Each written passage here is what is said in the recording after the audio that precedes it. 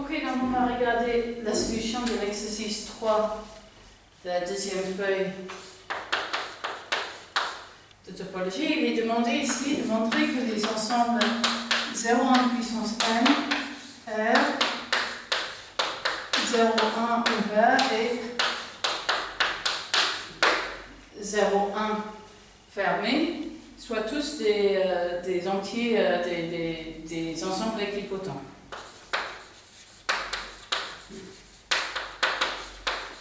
Et on notera, je vais noter tilde pour la relation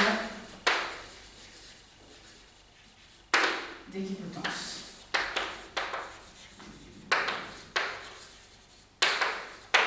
Ok. Donc, là, je rappelle qu'on va s'appuyer sur Cantor-Bernstein qui dit que si j'ai une fonction entre deux ensembles A et B, et une autre fonction dans l'autre sens, telle que f et g sont injectives, alors je vais avoir que A est équipotent à B. Donc il n'est pas nécessaire de construire une bijection, ce qui est souvent compliqué. Il suffira d'avoir des injections dans un sens et dans l'autre.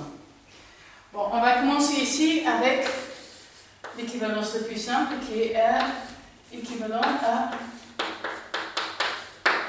0,1. Donc là, je veux une fonction sur R qui me ramène dans un intervalle borné. Donc, il y a beaucoup de façons de faire ça, mais peut-être la façon la plus simple pour y penser, c'est qu'on cherche quelque chose qui est strictement croissante et qui tourne vers un asymptote dans les deux sens. Et moi, je pense naturellement, quand on me dit ça, à la fonction arc-tangent, donc la même définition de R, et qui s'envoie sur l'intervalle pi sur 2, okay, qui est une bijection. C'est défini comme étant l'inverse déjà d'une fonction tangente. Ok, donc j'ai cette bijection, donc R est équipotent à moins pi sur 2. Maintenant, si vous me donnez deux intervalles ouverts, je peux toujours transformer l'un en l'autre par une fonction affine. Donc ici, je peux regarder la fonction g qui va de moins pi sur 0,1. Je vais prendre une fonction affine que je vais bidouiller pour obtenir une bijection ici. Donc là, je vais prendre x, je vais l'envoyer sur x plus 1,5, plus pi sur 2 pour envoyer moins pi sur 2 sur 0. Et puis je vais diviser par pi pour envoyer pi sur 2 sur 1. Donc ça c'est encore une fois une bijection. Donc là j'ai R qui est équipotent à moins pi sur 2 qui est équipotent à 0,1. Et le bilan c'est que R est équipotent à 0,1. Ok. Ensuite, je propose de faire le deuxième plus simple qui est 0,1 équipotent à 0,1 fermé. Et là, on ne va pas essayer de construire une bijection. Je ne crois pas qu'il y en ait une qui soit simple à écrire. On va s'appuyer sur Cantor-Bernstein, donc construire des fonctions injectives dans un sens et dans l'autre. Bon, il y a une direction où c'est simple. Je prends l'intervalle ouvert et je l'inclus dans l'intervalle 0,1. Donc c'est la fonction x s'envoie sur x qui est évidemment injective. Ok. Maintenant, dans l'autre sens, ce que je propose, c'est de prendre cet intervalle et le retracer par une fonction affine sur un plus petit intervalle fermé à l'intérieur de 0,1. Donc, par exemple, on pourrait prendre G qui va de 0,1 sur un tiers du tiers qui est inclus dans 0,1 et puis je vais envoyer x sur x plus 1 divisé par 3 qui lui est une injection dans 0,1. Donc, j'ai une fonction injective dans ce sens, j'ai une fonction injective dans ce sens, je propose, ça me dit par le terme de Cantor-Bernstein que ces deux ensembles sont équipotents. Et j'ai déjà montré que c'est équipotent à R. Ok. Donc, là, il reste le cas où j'ai 0,1 à la puissance n. Ok. Donc, l'idée, donc on veut associer à des suites infinies de 0 et 1 des nombres réels. La première chose auquel on pense, c'est un développement, par exemple, en binaire. Ok. Si on prend une suite infinie de 0 et 1, commence par 0 et puis une suite de 0 et 1 derrière la virgule, je tombe à la fin sur quelque chose qui n'est pas n'importe quel nombre réel, je suis nécessairement entre 0 et 1. Donc je propose de faire plutôt l'équipotence entre l'ensemble 0,1 puissance n et l'intervalle fermé 0,1. Ça m'évitera quelques petits soucis. Ok, donc construction d'une injection.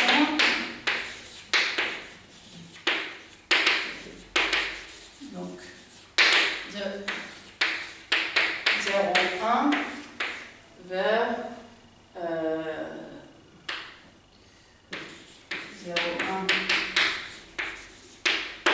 à la puissance n. On l'a déjà étudié la semaine dernière. Je vais prendre f qui prend x et qui l'envoie sur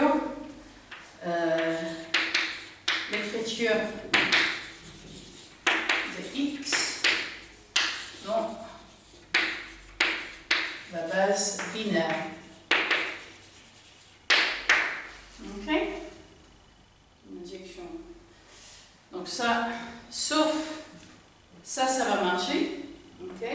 Sauf pour le cas où j'ai la valeur 1 qui lui son vraie expression c'est 1 puis des zéros. Okay, donc ça va pas marcher ici parce que là je sous-entends que je commence l'écriture à la première cran après le virgule. Okay, donc ça marche. Ça va être si x est différent de 1 et je vais envoyer 1 sur la suite 1, 1, 1, 1 et ainsi de suite. Ok?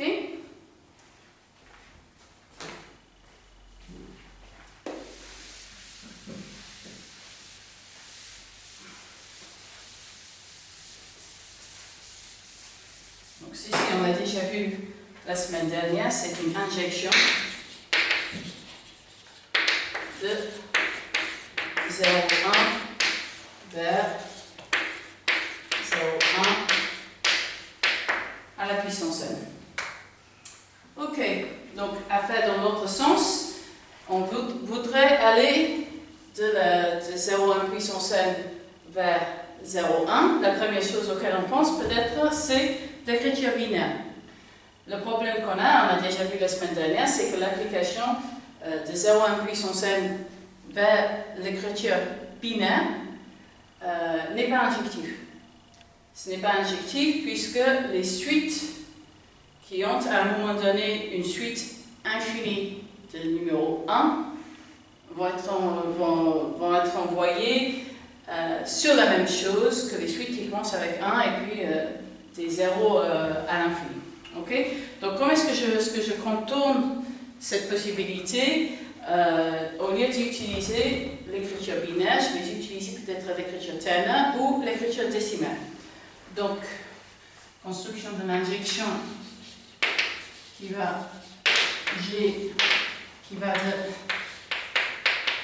0,1 vers 0,1, G va prendre la suite UN, donc c'est une suite de valeurs 0 et 1, et va retourner la somme de I allant de 1 de n allant à 1 à plus l'infini de un divisé par 10 puissance n.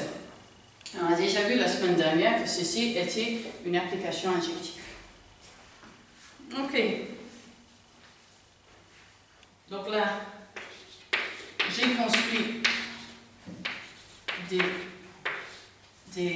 des applications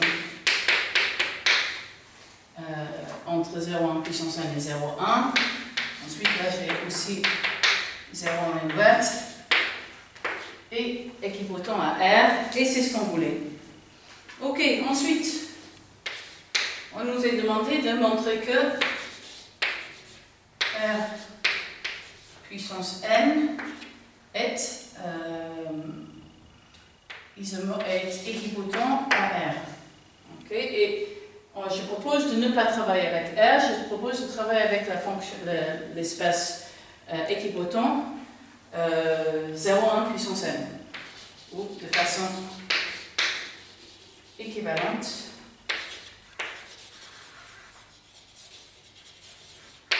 Je vais montrer que 0,1 puissance n à la puissance n est équipotant à 0,1 puissance n.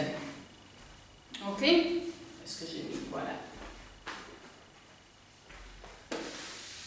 Donc on va faire ça en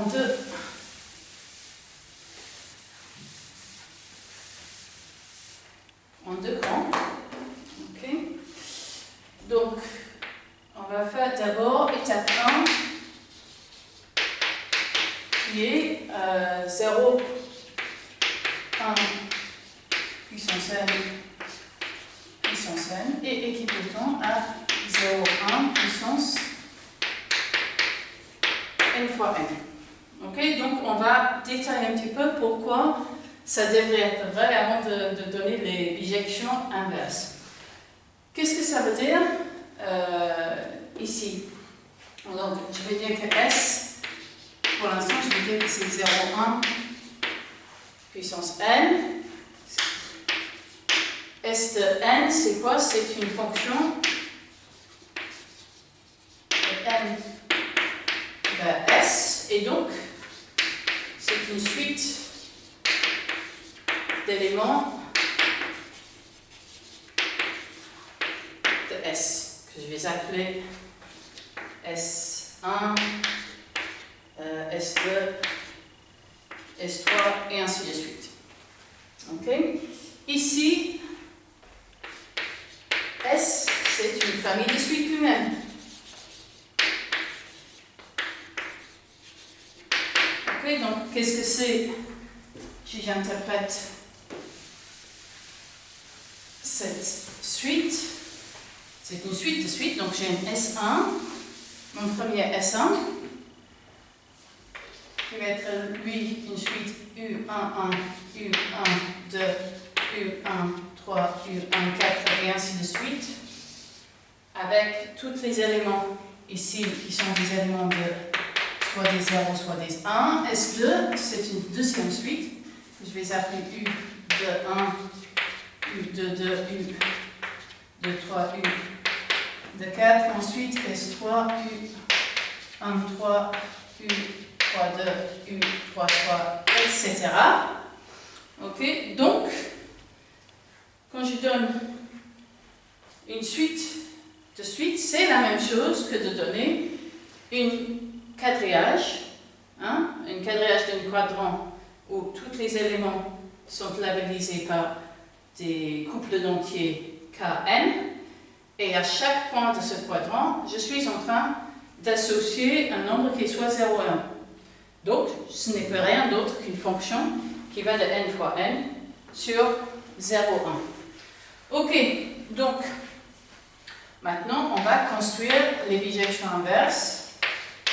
Donc, je prends un élément de 0,1 puissance n, 0,1 puissance n, et je vais retourner un élément de 0,1 puissance n fois n.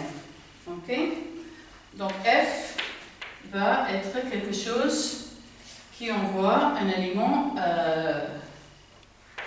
qui va envoyer un élément K sur ensuite SK, je vais écrire comme étant UKN avec les N plus grand ou égal à 1 et j'associe à F la fonction G qui prend un couple dans N fois N, donc un couple KN et retourne la fonction l'élément UKN, le Nième élément du quatrième suite, de la quatrième suite. Ok, maintenant je vais construire la bijection inverse.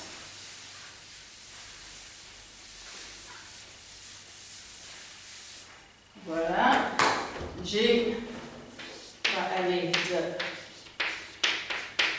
0,1 puissance n fois n sur 0,1 n puissance n à la fonction g qui prend des éléments kn et retourne un g kn, donc 0,1, j'associe la fonction g de g, que je vais appeler f, qui prend k et qui l'envoie sur la suite sk, qui est la suite des g, k, n. Et je vous laisse en exercice le fait que f et g sont inverses les uns des autres.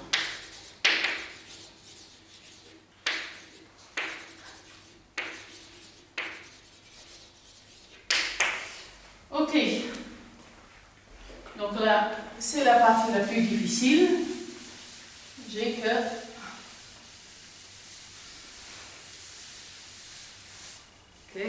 là, c'est la partie la plus difficile. J'ai 0,1 à la puissance n à la puissance n. C'est la même chose que 0,1 à la puissance n fois n. Maintenant, je sais que n fois n est équipotent via une fonction phi bijectif avec elle. Ça, vous avez vu encore. Ok? Donc, moi, je propose, il suffit de voir que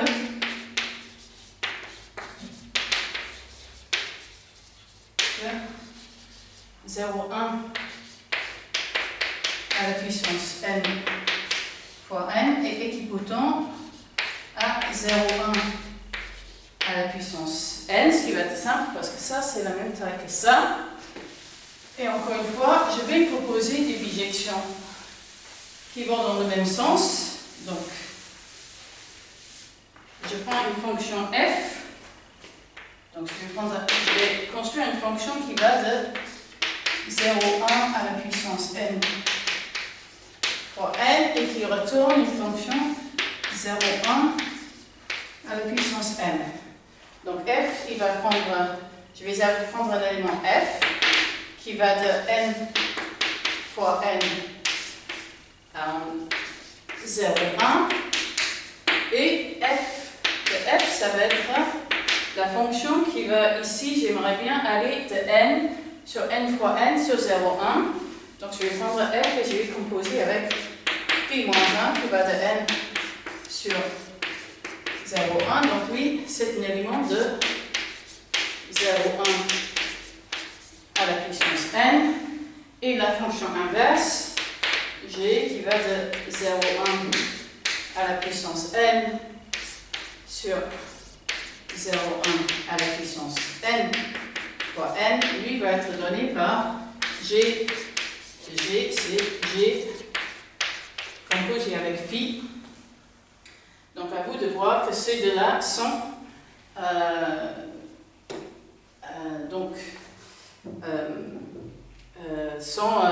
inverses les uns des autres. Donc si je fais le bilan de tout ce que j'ai fait ici, R puissance n est équipotent à 0,1 puissance n puissance n qui est équipotent à 0,1 puissance n fois n qui est équipotent à 0,1 puissance n qui est équipotent à r. Et c'est ce que je voulais.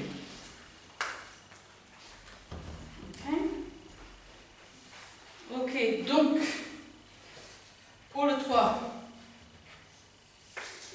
on me demande de dire R équipotent à Rn, pour toute n dans n. Je note que R s'inclut dans R puissance n, car x s'envoie sur x et puis des zéros, et Rn s'inclut dans R puissance n, qui est équipotent à R, via l'application qui prend x1 jusqu'à xn et retourne x1 jusqu'à xn, et puis les zéros. Ok, donc, encore une fois, par Franz de Weinstein, j'ai que R est équipotent à Rn.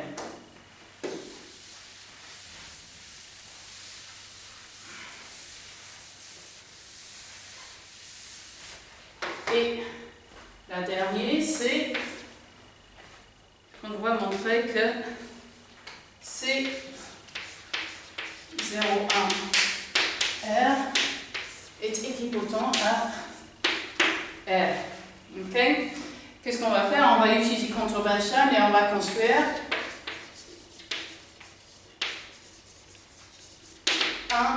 une injection de R dans C 0,1 R, et ça va être un élément C si on voit sur la fonction constante C, et je vais demander aussi une injection qui va de C 0,1